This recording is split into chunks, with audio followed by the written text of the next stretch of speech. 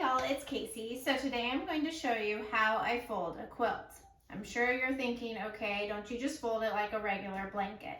No, quilts are not blankets, and because they have the fabric batting inside, if you keep them folded the same way and a certain way, they can develop creases that will then ruin the quilt. So I will show you what not to do and what to do when folding quilts. Start with the smaller one. So you do not fold a quilt like this. I call this hot dog and this hamburger. No, you don't do this with quilts because it will develop a crease that won't come out. Instead, you fold on the diagonal. So like this. And then because this one isn't square, the quilt isn't square, I just kind of fold that one over, fold this down, bring these two ends in, and then fold it over from there. So that's a smaller quilt.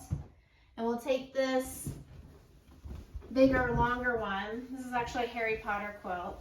How cool is that? And I'll show you. Another thing is if you store quilts especially, it's good to take them out periodically and fold them kind of the other way on the bias so they don't end up developing creases either. So for example, if I folded the quilt this way last time, then I would just go this way. So I'll fold that there. We'll fold these two in like this.